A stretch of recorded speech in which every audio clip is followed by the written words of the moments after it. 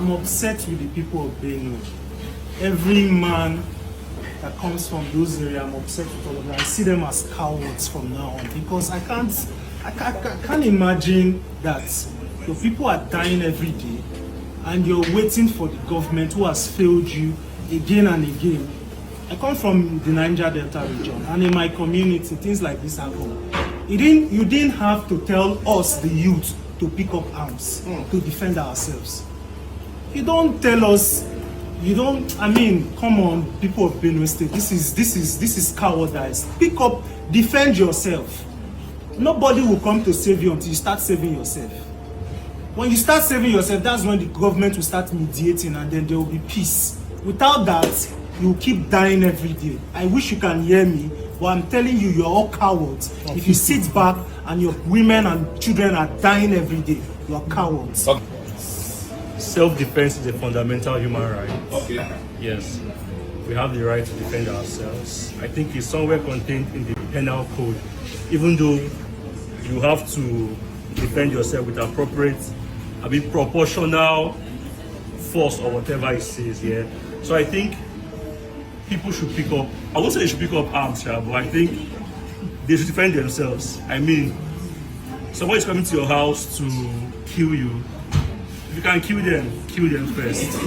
Yes, because I think like Kuzo said, it's appalling and so pathetic that every day we keep hearing people are dying, I saw a video recently, a committee in Delta State, they chased these people who are, these headsmen who are causing these killings. They drove them away from their community.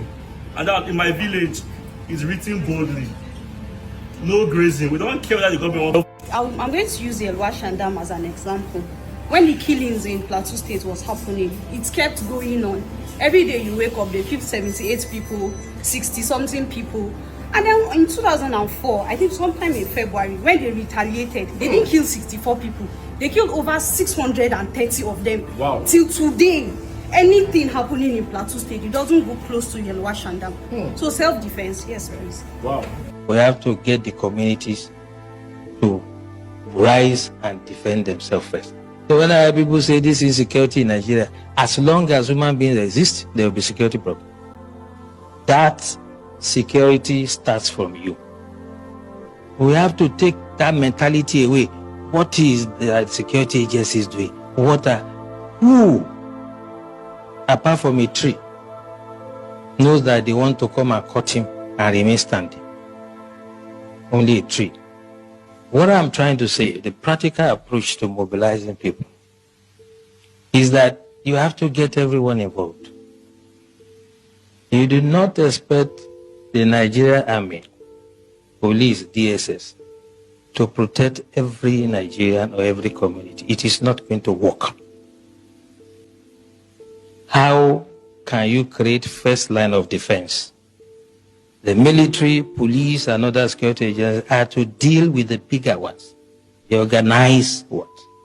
But it is impossible for us to deploy to every community in the country. It is unimaginable that any security agencies that has the resources to do it. So as we live here, we all belong to one community or the other. What we have to start experimenting is how we can make the community to prepare first, if the first line of defense for us. General Wahab said it clearly. And for me, there are 3 takeaways from his lecture. By the way, the general and I were a guest speaker at one program in our office, so I'm not surprised that it's dexterity. He has developed some sort of expertise in what it is. But 3 things for me. He asked us a question. What is our own culture? Our culture is communal. We do things together. Festival together. Ceremonies together. Wedding ceremony, whatever. So why can't we fight some miscreants, some charlatans among us together? The community should say, you cannot come here. This is what Tafawa Balewa has done. If you go to that community to attack them, you'll be sorry for yourself. I challenge anybody to try it. And this is the way we have to do. We have to allow some level of armament for the communities, and they can serve as the first line of defense. Second takeaway from what the general said, whole society approach is not the first time we are hearing. But what I'm saying, the way to do it is when we live here, those of us who have some influence, the elites in society, discuss with your communities, come to us, get some sort of approval and guidance, and then we can stop discrimination. You can imagine for whatever sector of the army to come to this community if there's an attack. Before they even arrive there, if they attack another community, what happens? This is what we should take away from here.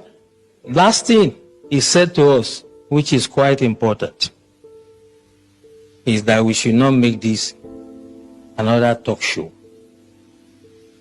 And that's why this is my intervention. That security starts from you. There is nothing that is new. 1870 something, I can't remember. The French Revolution, in the street of Paris, they were beheading people. We've had hijack of plane. We'll forget quickly. We've had the wet ear syndrome. We had so many. There's no Matasini and whatever. There will always be security problems. So when people say this insecurity in Nigeria, as long as human beings exist, there will be security problems. The issue is the response.